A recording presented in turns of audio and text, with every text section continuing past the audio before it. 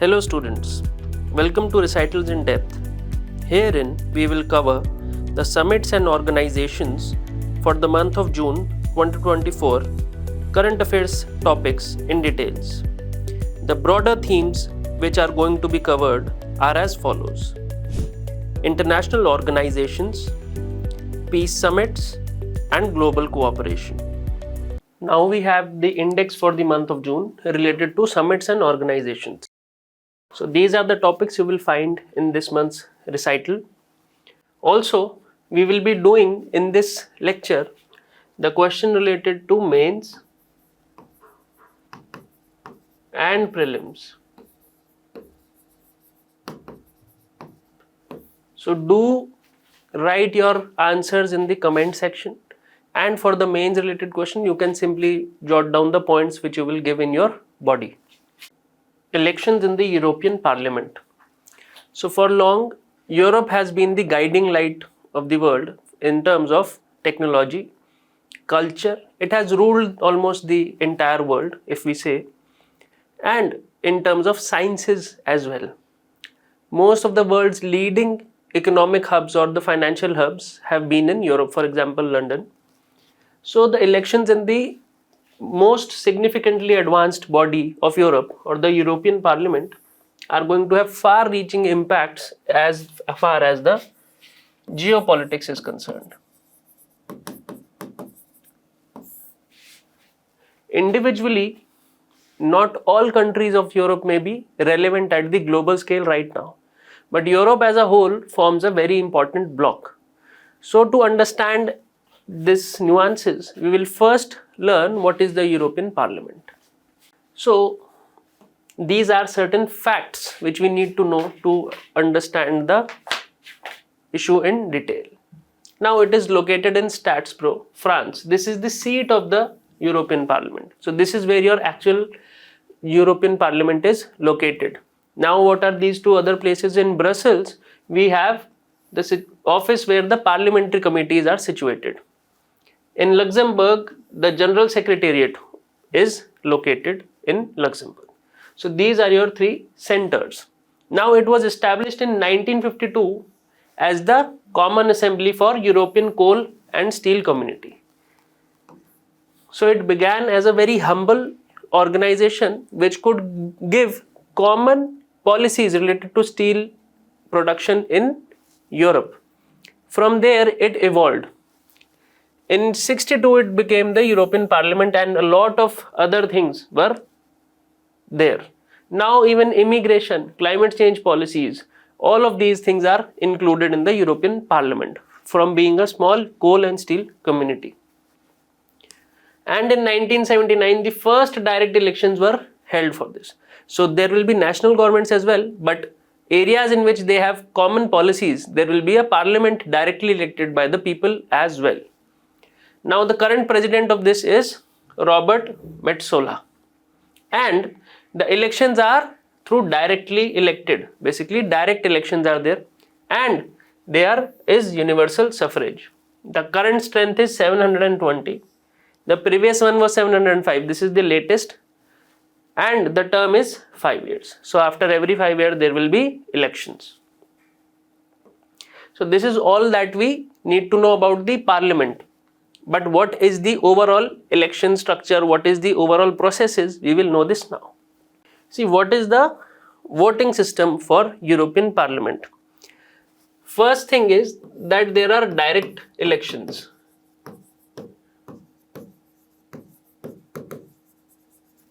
The elections which are held for the European Parliament are direct. So it means individuals are going to elect their representatives. It is not going to be that people will first elect a body and then they will vote. No, all the people are getting the right to vote for this. Voting system is direct elections, and there is also the proportional representation. Proportional system. So these two things are there. What is the eligibility? That you should be a citizen of EU.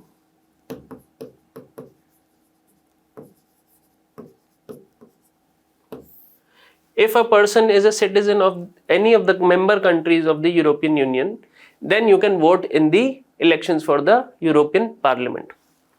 If the person is a citizen, he or she may be residing outside the home country. Outside the home country means, for example, I may be born in Britain, but I am working in France. Okay, so it will not mean that you will get to vote in both the countries. I will have to choose either Britain or France. It will not be a situation that I will be allowed to vote in both these constituencies. So either I will vote in Britain or I will vote in France. So this is what the person has to make a choice. So citizens of EU are eligible to vote, but if you are residing outside your home country,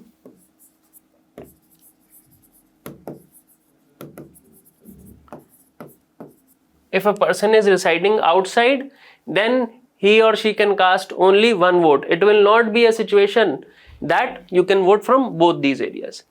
Another important thing is, as soon as you are elected as a member of the European Parliament, you cannot hold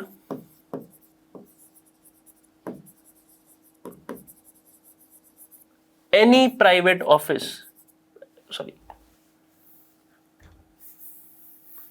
You cannot hold any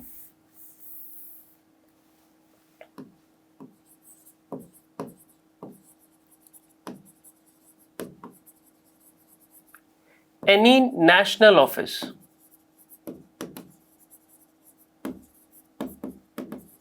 For example, I was a citizen of Britain and I have now become a member of Parliament, European Parliament. Then I cannot get any office in Britain again. I will have to work in the European Parliament only, or any commissions related to the European system as a whole. I cannot go back to the home elections again. So who can be the candidates? Now this will depend on the individual rules of the countries. These candidates can either be prepared, the political parties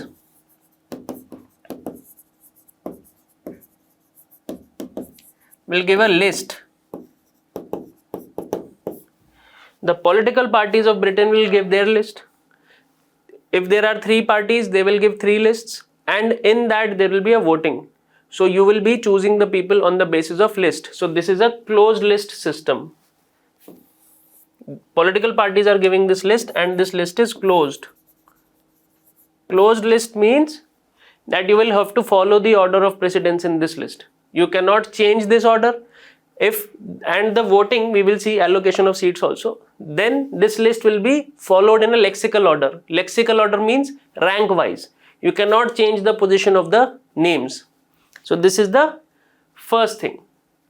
So candidates are given by political parties, and in some countries even independent people can fight. But as I have told you, this will depend on the laws of the country. Now coming to the allocation of seats. Allocation of seat means that which country will get how many seats in the European Parliament. Now this is proportional to population. Now the number of seats which you have available in the Parliament, European Parliament, will depend on the population which you have in your country. But there is a digressive proportional system. Digressive means that minimum a country should have 6 seats. Minimum 6 seats should be there. Maximum 96. So as soon as your number reaches 96, you cannot have any more seats in the European Parliament. If your number is going below 6, they will automatically give you 6 seats. So this is known as digressive proportional representation. So this you have to remember very closely. Next is, what is the voting process? See, voting will take place as per the list. The percentage of votes. For example, party A has got 20% votes, so their top 20% candidates will be selected. The next party has got 30% votes, there will be selected. So this is known as proportional representation. So proportionately to the vote share, People will be selected from the list given by the party. Then people who are residing outside of the European Union, they can also vote through email or going to their embassy in the particular country. They can also vote. Now, what will happen with the counting of votes? The votes will be counted, the seats will be allocated. As soon as you win the seat, counting of the seats has taken place and your party has come to power. For example, party A, party B, party C, these are from UK, then France, X, Y, Z. Just taking two countries for making it simpler. Now these people have come to European Parliament. Similarly, Germany, etc., many countries will be there. As soon as the counting of the votes is done, these people are elected.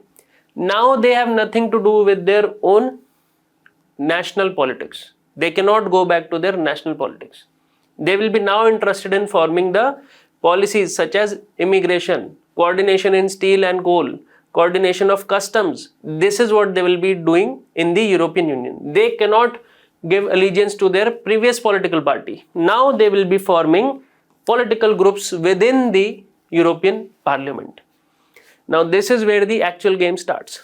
All of this is understood that there will be a voting system, you will be eligible, then you cannot hold any national government office. Candidates will be nominated by the party, but nominated means list will be presented by the party. Then you will win the seats, counting will be there, seats will be allocated as per your population. All of these things are fine. But why is it that they are doing it? They want to make a political group inside the European Parliament.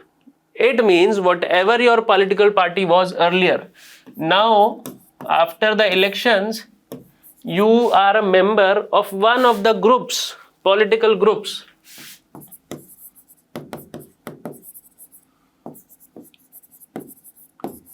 In the European Parliament. You have nothing to do with your previous political party in your nation. So this is what the importance of these political groups are. So we will now understand them in detail. As I've told you earlier that these political groups will be much more important in the European Parliament and they will formulate the policies. As soon as a member comes into the Parliament, he is going to be in one of these groups. These are the groupings available. And why are these available? Because they have a certain orientation.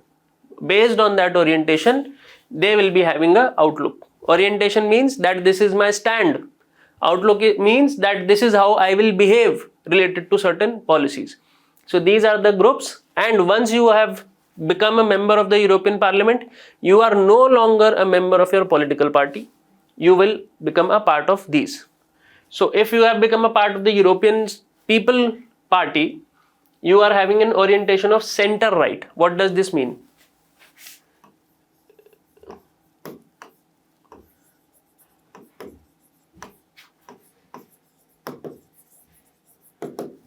Center means status quoist.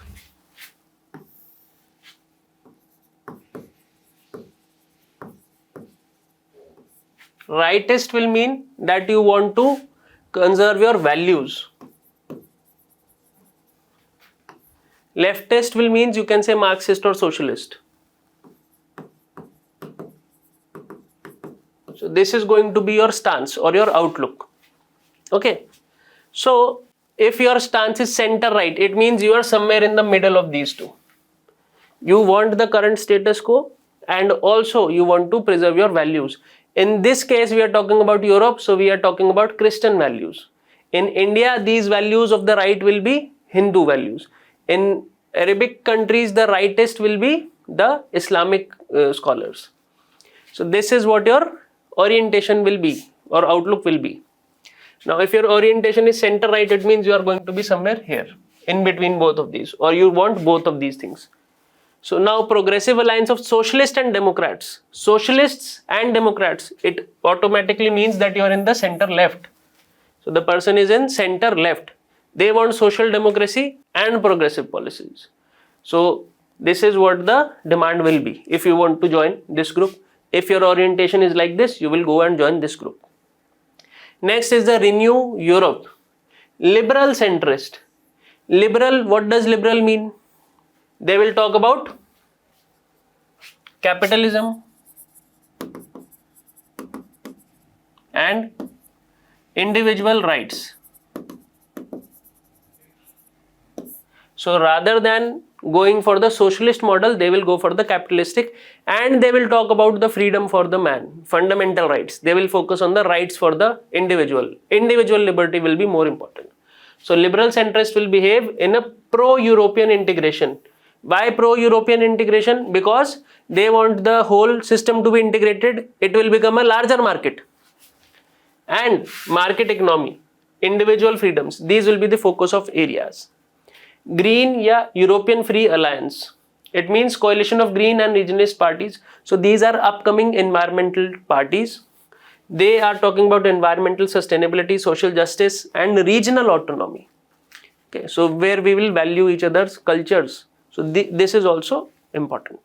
European conservatives and reformist. Conservative group, Eurosceptic. Eurosceptic means that they want to leave the Euro group. They want more power for the national politics. So they want national sovereignty and decentralization. Look at the terms of European Union. In European Union, if a decentralization begins, it means nation state will become more powerful. Decentralization in Indian terms is that the state government and the local government are becoming more powerful.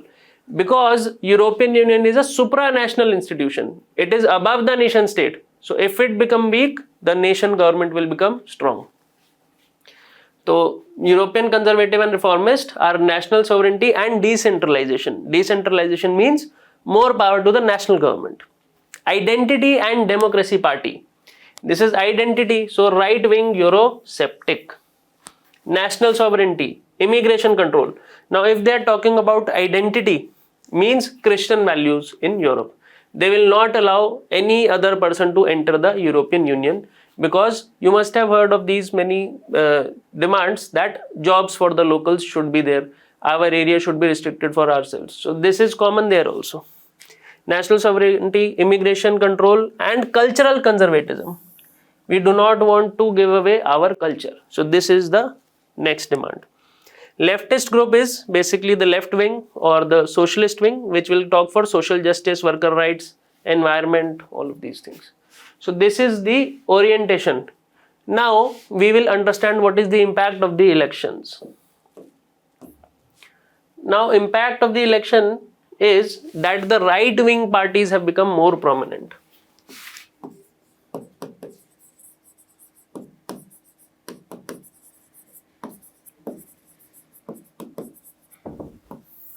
So as these parties have become more prominent, they will focus more on what? As I told you, what is the ideology? They will be having demand for self-identity. So if they are going to demand more of their values, in their terms it will means Christianity or the Western model. They want that, and they will not allow others to come in. So what will their stance change on? Immigration.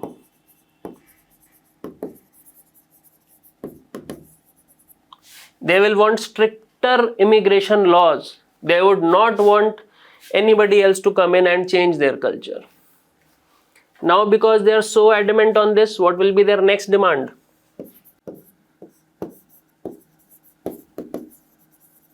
National sovereignty. This is also rising because of the Russia-Ukraine war which we have in that area. What happens is not all countries would want to have that war. Some of them would say that we require a separate path. We may want to be neutral. Some might say no, we will support Russia. So this is not available to them at this moment. Also, another thing is climate change. So climate change will be at a back seat for these countries. Now if you want to analyze this, even if you do not know all the details, how will you proceed to such a question, or if something comes in respect to India? Now, how will it be important for India? See, if you see these countries individually, Britain, France, Germany, or any other European country, for example, Ukraine also, they will be very weak in terms of negotiating with India. But if they come together, if France, UK, Germany, they come together and then try to sign a deal, we will be on a back foot. So if national sovereignty is going to increase and European Union as a whole will decline, it will be much better for us, because bilateral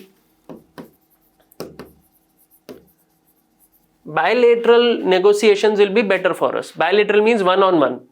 Bi means two. So both of us will be there. India and UK will get us a better deal. India and France will get a better deal.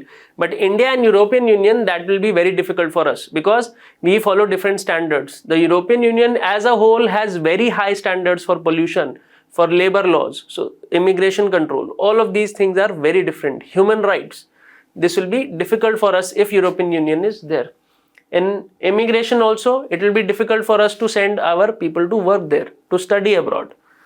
And climate change, India is looking for a greater responsibility and role of the European countries. So in these respects, we will analyze this if this question comes. And based on this, I have made a practice question for you. You can write your answer in the comments. The elections outcome of the European Parliament are not a restricted regional event, but one with far-reaching implications for the global policy landscape. Discuss in context with India. Swiss Peace Summit. This is also called as the Path to Peace Summit.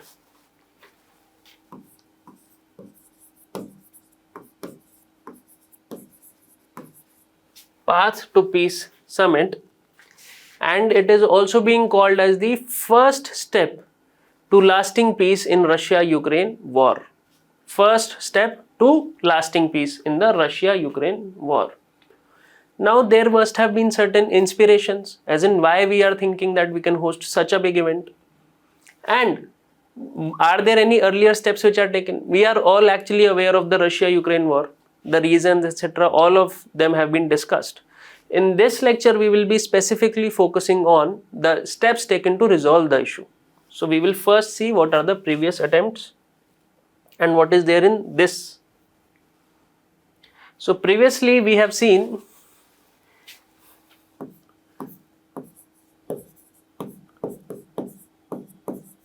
that Turkey was able to get that grain deal.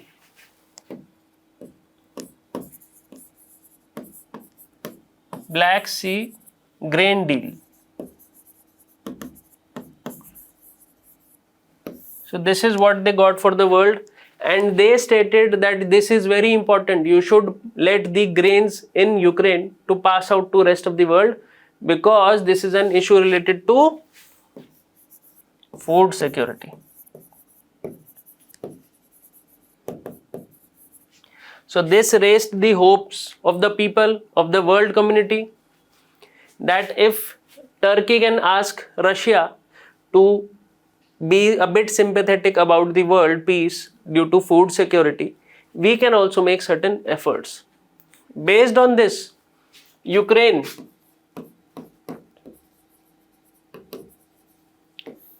this provided with a 10-point plan.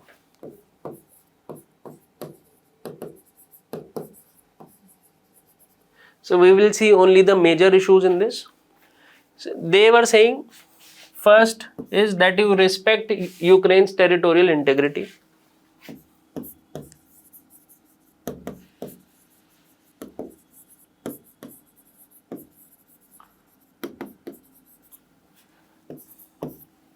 Throw out the Russian troops.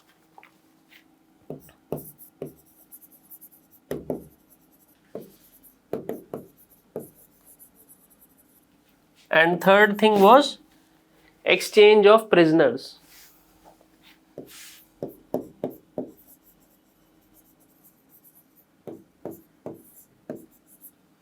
Exchange the prisoners of war.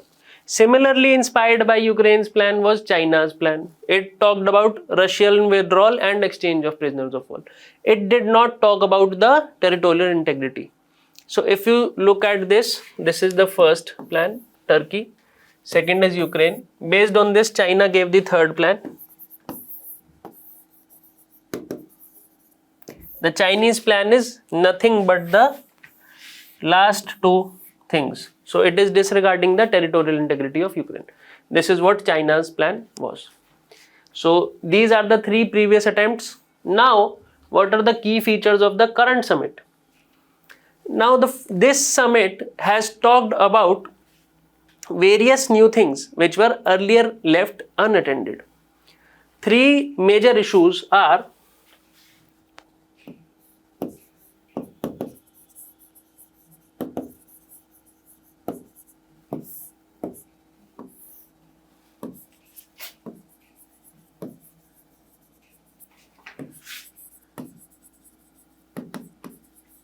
first is the nuclear security. We should not let this issue blow up so much that there starts a nuclear war or another third world war. So nuclear safety is one of the most important things which we need at this moment. And because of this, in the area of unrest, some unwanted parties, some terrorist organizations may also get access to nuclear weapons. So we need to control this. This was the first step. Second thing which they stated was food security.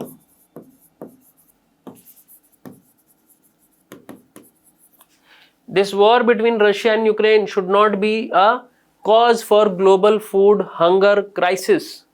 So this is what should be taken care of. Thirdly, they also spoke about humanitarian issues. What are the humanitarian issues? First is the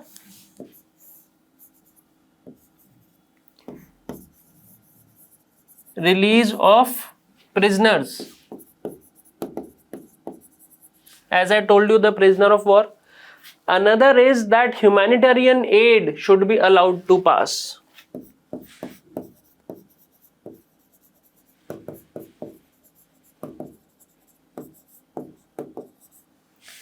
Humanitarian aid means that if any other country is sending help to civilians of Ukraine or civilians of Russia, that should not be stopped. That should not be attacked. There will be civil population, doctors, nurses going in those vehicles. You should not attack them. This is another thing which was there. Now, having seen that these three things are going unopposed in the summit, they got greater confidence. And this was summit attended by 100 countries. So 80 of them gave a call for territorial integrity of Ukraine.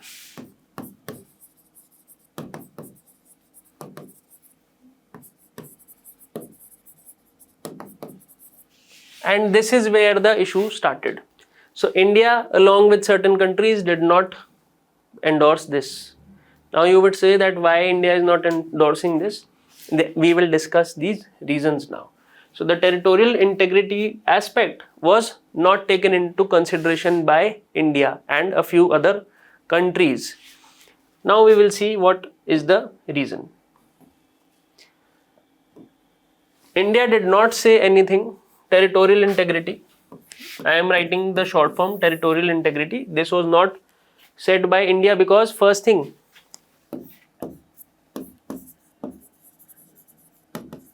Russia was not invited. So Russia was not invited. Why there should be this proposition that Russia should accept all the demands when it is not even a party to the agreement? India is saying that if you want to take the first step to everlasting peace in Europe, both the parties to the dispute should be there. If there is a fight between me and you are not a party to the contract, will it be valid? So India is not saying that Ukraine should not have its territorial integrity. We are saying that this whole exercise is useless until you can get Russia to the table. We should also listen to the views of Russian people. Russian government should also be involved so that a proper decision can be taken. So this is what India stated. So what is the other things which you should know to write a good answer? This is also taken with the thinking that we should remain non-aligned.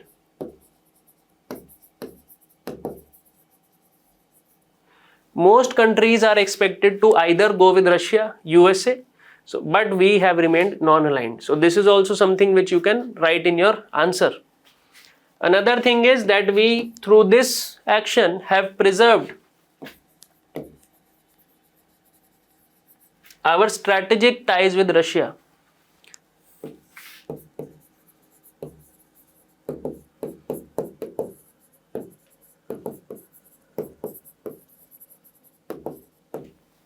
So we have preserved our strategic ties with Russia. Last year, 46% of our defense imports were from Russia. We have a lot of strategic convergences with Russia in terms of defense, procurement, production, and exercises. All of these things are very important for India.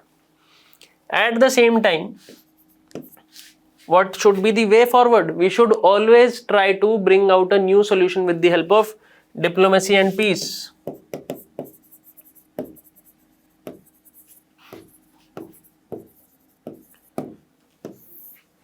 These things should be taken into consideration. Any solution should be there with the help of diplomacy and peace, where both Russia and Ukraine are parties. It should not be a situation that Russia and Ukraine is not there. The whole situation should be solved with the help of diplomacy and peace. And remember that India can also not ignore the West, because European Union is a major trade partner for India. So this is our analysis in depth for this Swiss Peace Summit. We are not seeing the causes of war, etc., but we are looking at what India can do ahead. What will happen if these talks break down? So for that, we know that we will remain non-aligned. But if these have to be continued, if India wants to become a Vishwaguru, we can take this ahead, and we suggest that both the parties should be there in the table. So this is the whole situation. Now let us see a practice question related to this. The Russia-Ukraine war has changed the way governments and the defense authorities look at war. So comment. This is going to be your question. What has there in terms of change? I am just giving you a hint that the economic relations have changed. Food as a source of weaponization has been seen in this war. Food crisis has also come up. So this is for the first time. These things should be there in your answer. Also, a threat of a nuclear war or NATO's role, Russia roles, all of those simple things you know already. But how governments are seeing this? Can we afford another war? Can we look at the another human disaster it will be? So all of these humanitarian crises have to be taken into consideration. Sri Lanka seals debt deal with official creditor committee after financial crisis. Now, what is a financial crisis?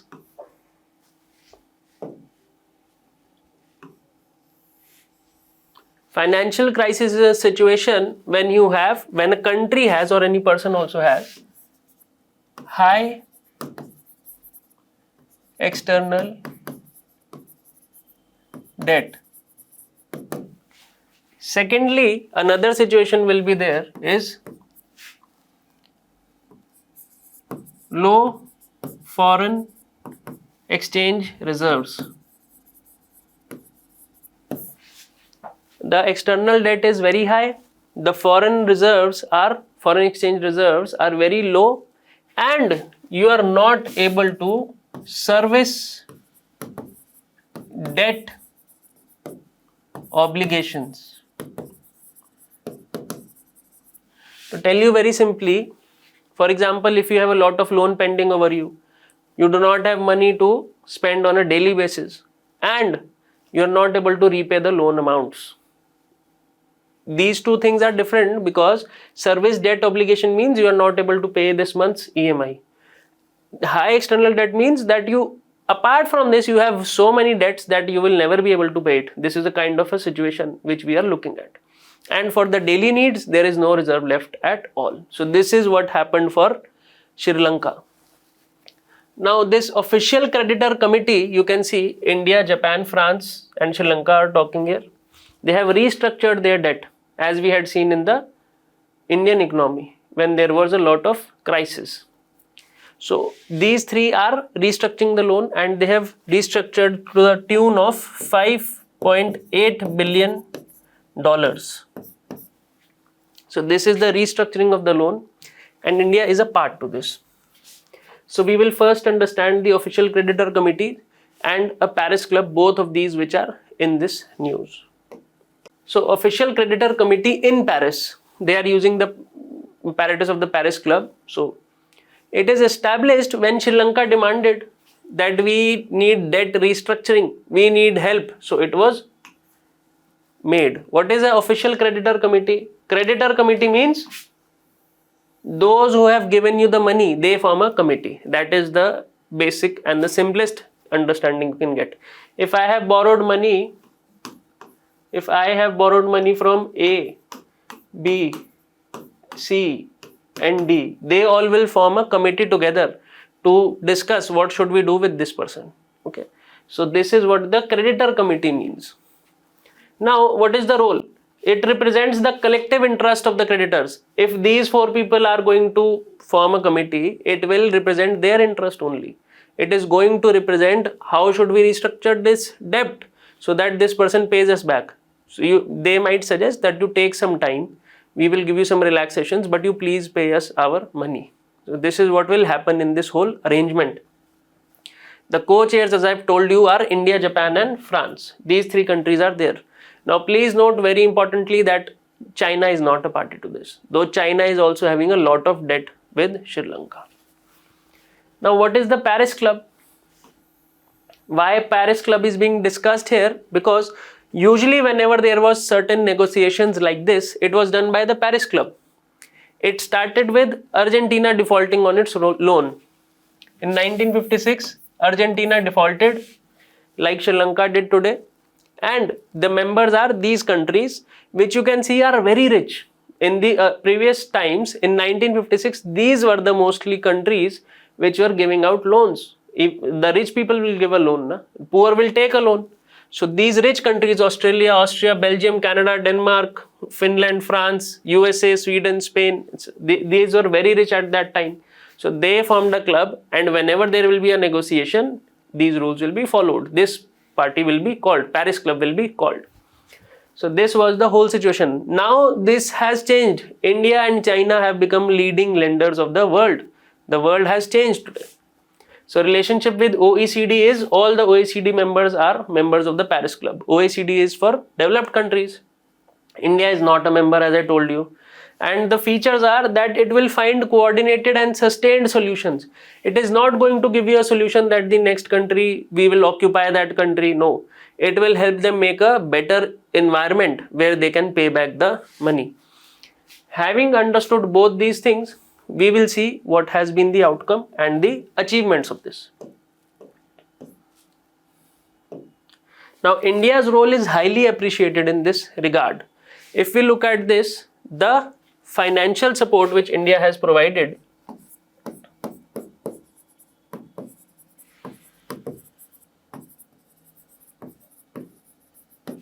has gone to the tune of $4 billion. $4 billion US dollars. $4 billion in terms of credit lines and assistance in forex reserves. This has gone to the tune of $4 billion, which is a big amount. Then, the first country to give assurances to IMF.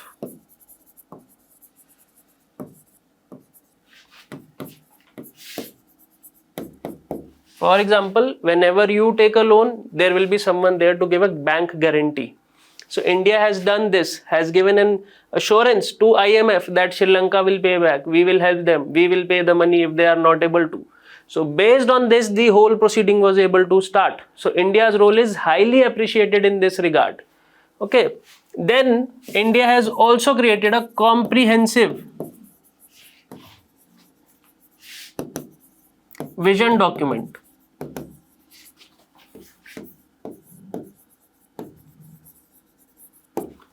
A comprehensive vision document has been created by India to help Sri Lanka for its economic progress and how India can partner in the growth of Sri Lanka. All of these things have been done. Also, a special grant package has been provided by India to Sri Lanka, which is in Sri Lankan rupees for $3 billion for investments in Sri Lanka. So this is the overall role of India.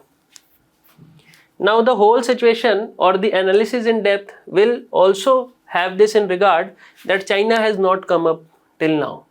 The IMF has come up to bail out Sri Lanka.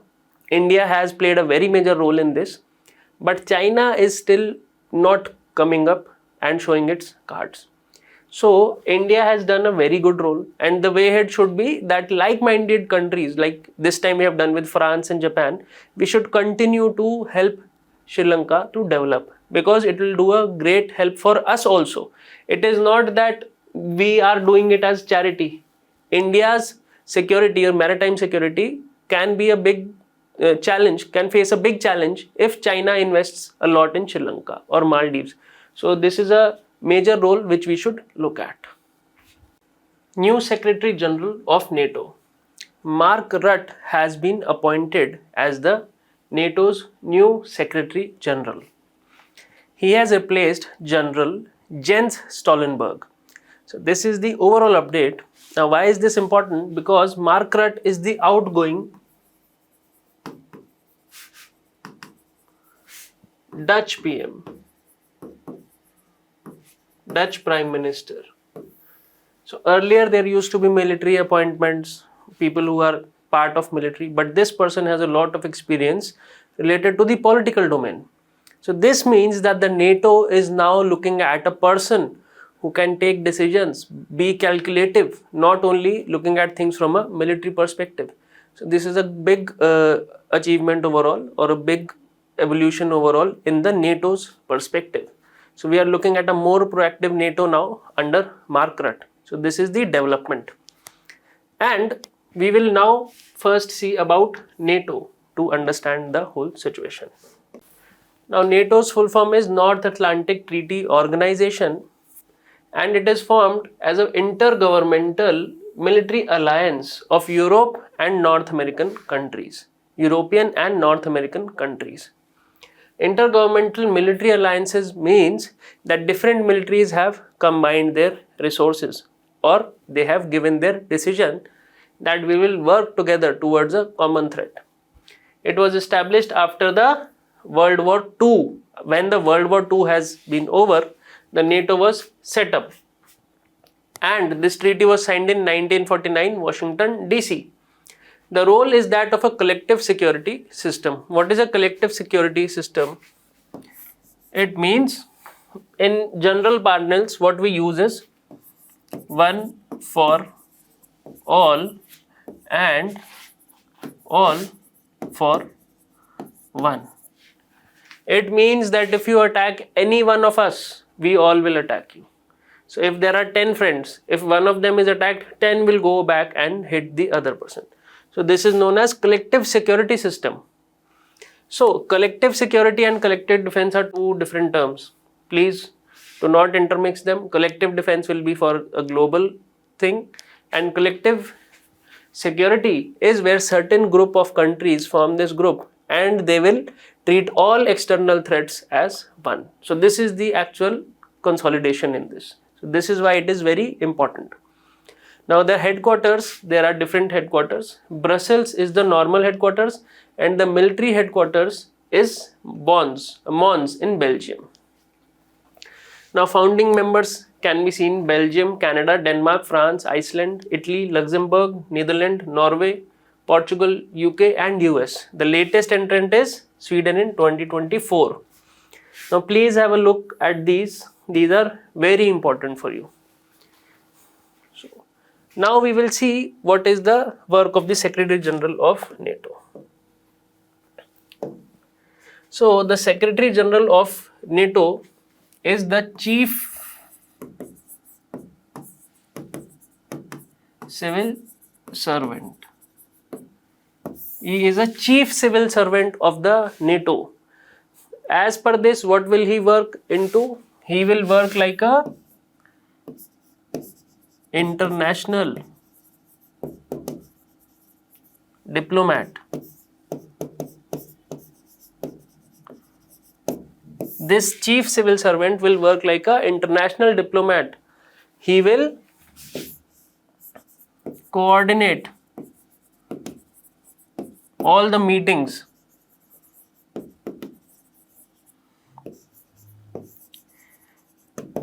Chair means he will become the president. He will chair the important committees.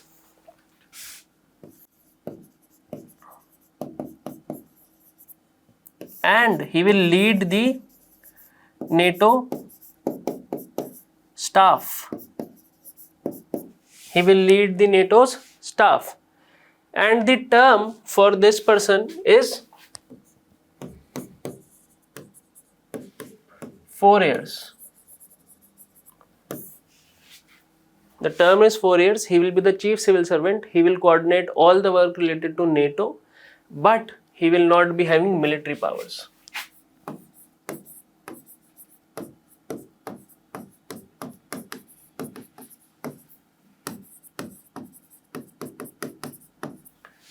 The final authority over the defense would be with the individual nations. So if he has become the chief of the NATO, general secretary of the NATO, then he will not be appointed as the commanding officer of the American forces. That will be with the USA's president. So this is the small difference which we should know and we should appreciate. So this is it for you, but now we will look at a practice question.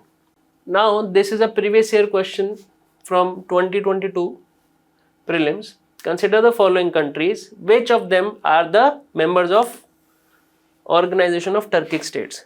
Please write its answer in the comment section. Secondly, this is a practice question I have made for you. Consider the following statements with reference to NATO. As I was telling you while teaching that please look at the members very carefully. So this is the question based on it, and you have to say which are correct, which statements are correct in this. ITLOS Advisory Opinion on Climate Change Mitigation. ITLOS is the International Tribunal for the Law of the Sea. What does it mean by law of the sea? Here sea specifically means open sea. It is a tribunal, so basically it is a decision making body, judicial body, which will take care of any dispute arising when the international laws related to the seas are violated. Most specifically the United Nations Conventions on the Seas, which we call UNCLOS, United Nations Convention on the Law of Seas. UNCLOS, United Nations Convention on Law of the Seas. So to decide on these laws, we have the ITLOS, International Tribunal on the Law of the Seas. This sea is open sea. Open sea means not belonging to any country.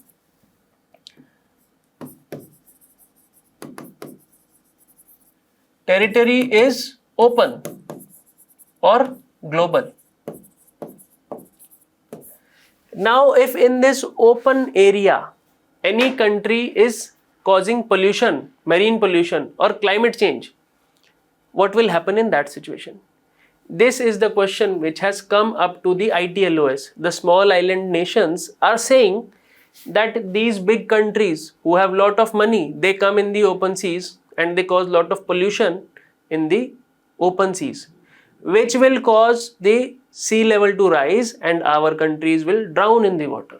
The small countries, very small islands which do not have a lot of area, which will be hardly square kilometers in size, they will drown because the sea water level is rising. Whereas for USA, it has a huge land mass, so it will have no difference to it. So they are saying what will happen if they continue to do this climate change or they cause marine pollution. So this is why this advisory opinion has been sought. So to understand what has happened, we will first see what is this body, what is ITLOS. Now ITLOS, or the International Tribunal for the Law of the Sea, is an independent judicial body established by UNCLOS, United Nations Convention on Law of the Sea. As you can see here also, LOS is same, UNC is United Nations Convention. Now they will settle any dispute which is arising to the interpretation of this. Convention means rules or laws. Okay. Whenever there is a convention or binding rules related to laws of the seas, if they are violated or if another party wants to file a claim, then they will go to the ITLOS, International Tribunal. You can say that it is the court for this purpose. Dispute arising out of interpretation and application of UNCLOS. Also, it can provide you advisory opinion. For example, in our constitution also, you can go to the president can go to the Supreme Court for advisory opinion. What is the structure? There are 21 judges and they hold a 9-year term. Okay, 21 independent judges which will have a term for 9 years. The jurisdiction will be territorial disputes, maritime boundaries, fishing rights or claim to territories. All of these things will be there. If you will notice, an important thing is environmental protection. Environmental protection is also under its ambit. So that is why the heading was ITLOS Advisory Opinion on Climate Change Mitigation. So how much right does it have to give decisions related to climate change? This will depend on the UNCLOS. So we will have to understand what is the whole situation. How much can it penalize?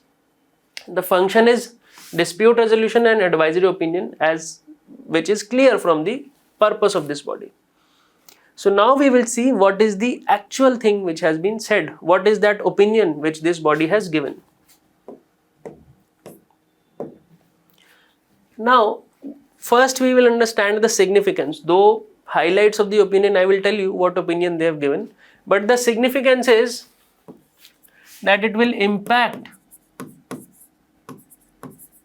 climate change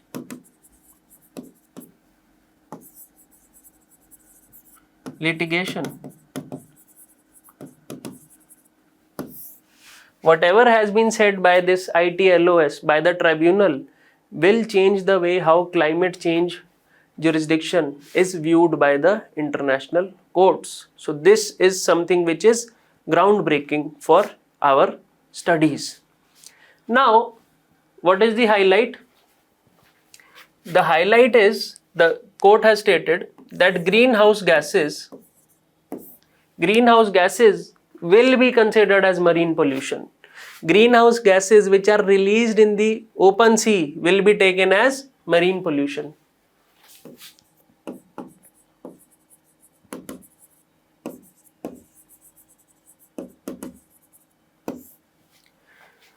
Now, the law of the sea says if you cause pollution in the open sea, you will have to clean it. So now if you are spreading vehicular emission, there will be ships, there will be no cars in the ocean. So if there is a ship which is passing, it will be having exhaust. So exhaust gases will cause greenhouse gases. It will release the greenhouse gases because ships will also run on fuels. So that fuel will emit some gases which will be greenhouse and they will increase the temperature. So based on that, they are classifying this also as marine pollution. Marine pollution, if given out by any country, then as per the international law related to the sea, there is an obligation to reduce.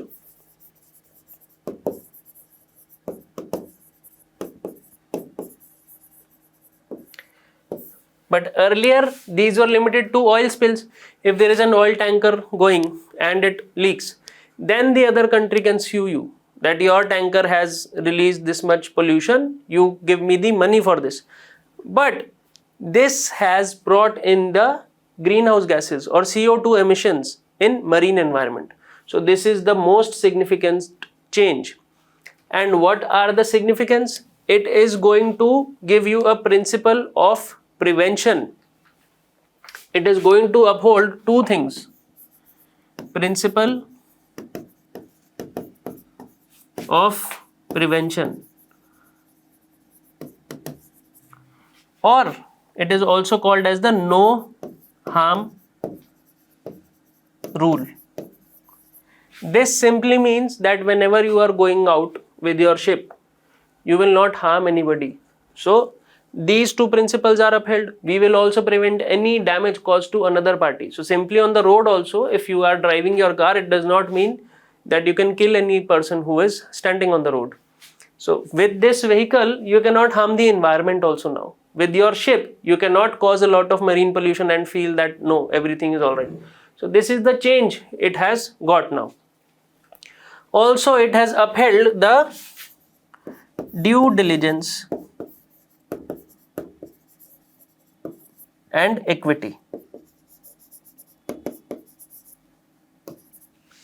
Due diligence and equity, because due diligence and equity means that whenever a country has caused certain pollution, it will give the compensation based on best available science.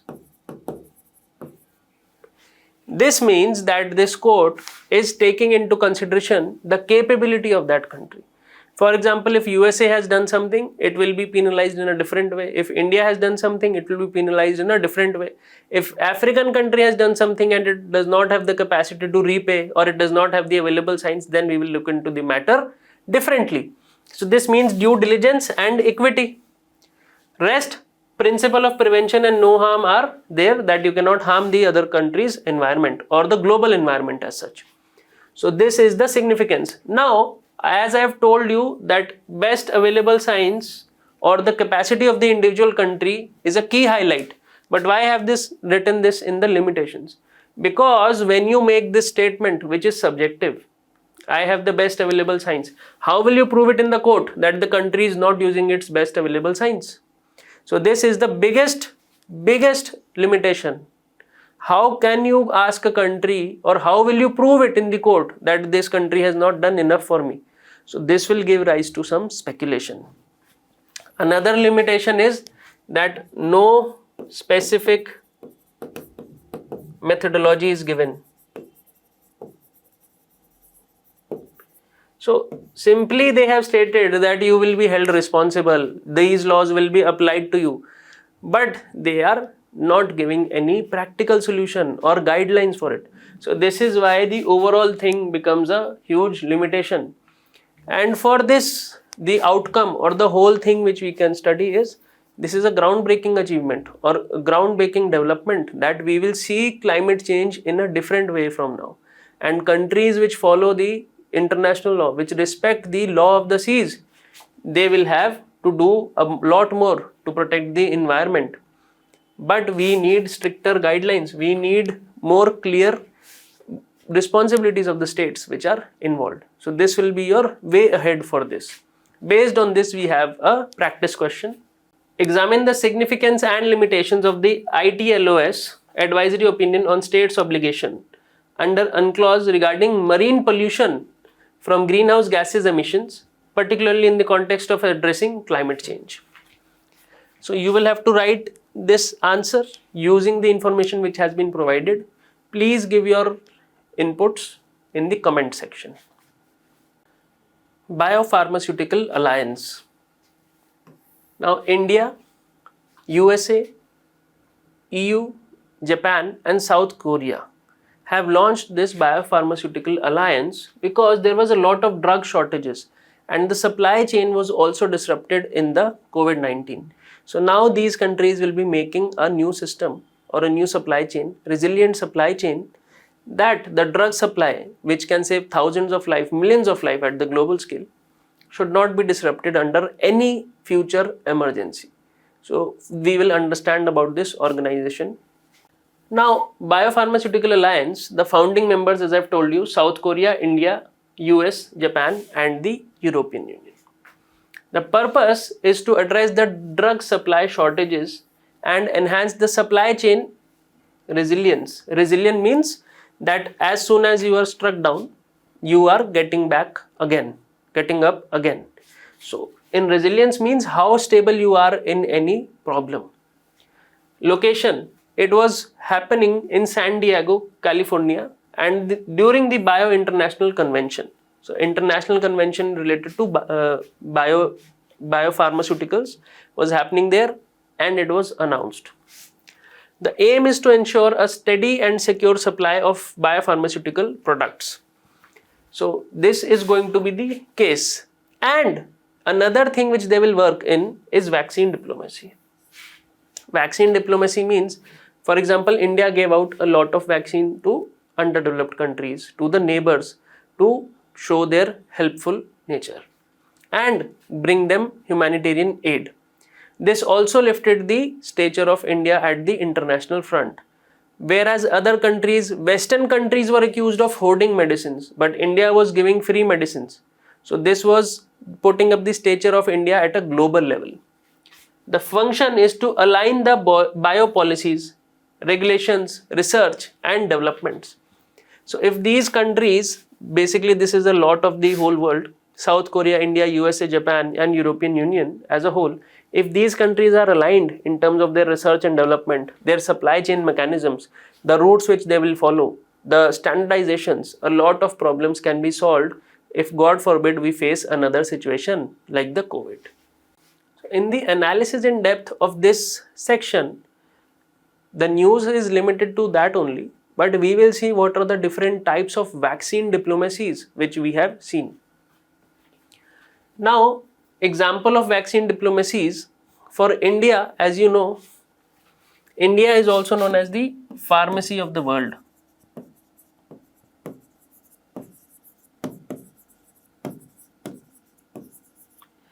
It was manufacturing and supplying around 60% of the total drugs of the world during the COVID. During the COVID crisis, India was doing this at that extent. And as I have already told you, the West, which is seen to be a more powerful entity, a more advanced civilization, was hoarding. So you can see that the West was hoarding medicines. West is seen as the guiding civilization of today's time, whereas India, which is lacking in resources, if we compare it to the West, we are having less resources, but still we were helping others and giving out the medicines. So this showed how much India can do, that India is ready to emerge as a leader. So this was India's vaccine diplomacy for the world. Now what was the Russian model? Now Russia has a lot of advanced research in their area, but they fall short in manufacturing. For example, India is having good manufacturing, but it is not having technology. Russia is having technology but lacking manufacturing. So it did transfer of technology.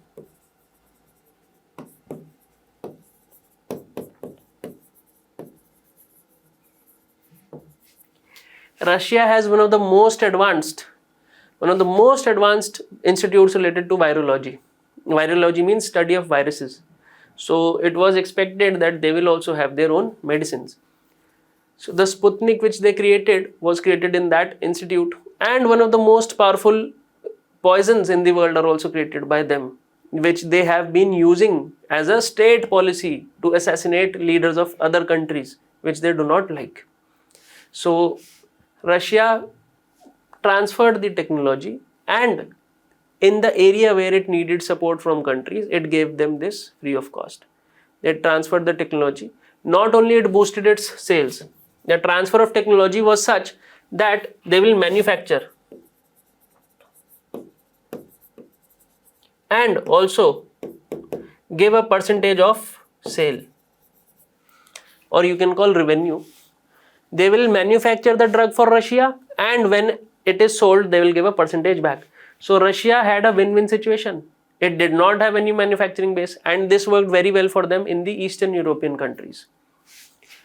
Now if we look at China, what China is doing, you have heard of the Belt and Road Initiative. Belt and Road Initiative. In this, they are creating pharmaceutical manufacturing hubs all along the BRI. So Pakistan is a major beneficiary of this Chinese investments. So these are the three different types, though China is not as good as India and Russia, but these are the different examples which you can use in different papers as per the need. So with this, we will have a practice question. New and upcoming challenges in the global arena suggest that there is a need for greater international collaboration. Discuss in the context of Biopharmaceutical Alliance. This will be a question for 15 marks. So what you have to understand is that there are new more challenges coming up at the global front. Humanity should be united as one. As whole, we should be united to fight the new challenges which are coming in front of us. Now, what can you suggest about this with respect to the Biopharmaceutical Alliance? So this is going to be your question, and please give the answer in the comment section. So with this, we conclude today's discussion. Thank you.